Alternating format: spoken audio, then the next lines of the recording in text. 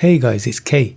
Now as spring is upon us, I thought it would be a good idea to spring clean the old PC/Hackintosh. So I'm going to go through my process of de-dusting my PC.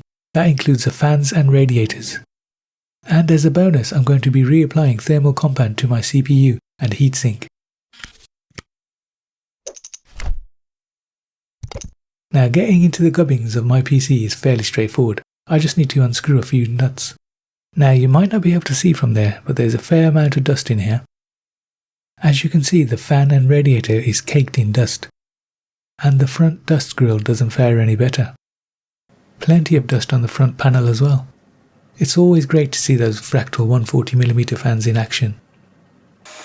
Okay, on the front dust panel I normally just use the hoover and it comes up a treat. The next dust filter I've got to get to is the one on the bottom. Now this just slides out through the front with a little bit of a tug. So again, we've got a fair bit of dust here, but again, nothing the hoover can't handle. Next I deal with the front panel and the 140mm fans. Now some people might disagree with me on this one, but as long as you're not touching the motherboard or any vital components, you should be fine. But as always, I leave it to your discretion. So now I'm going to deal with the cooling radiator and its fans. The fans I'm going to deal with in much the same way as I did with the other ones.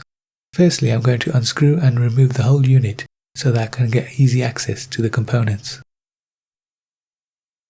And there we have it, a whole year's worth of dust on the radiators. Okay, so I've spared you the boring bit of me hoovering these components. As you can see, they've come up spotless, if I don't say so myself.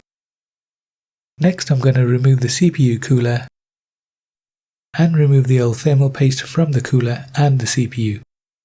And then reapply thermal paste to the chip and attach the cooler again.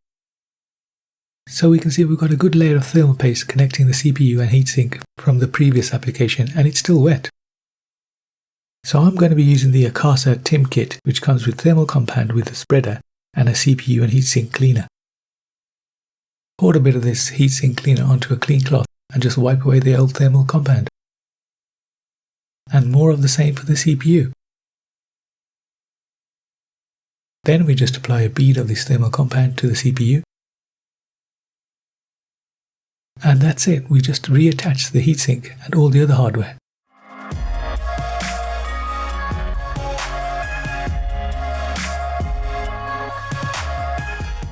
Now, comparing temperatures before and after the clean, we can see there is a decrease in the core temperatures.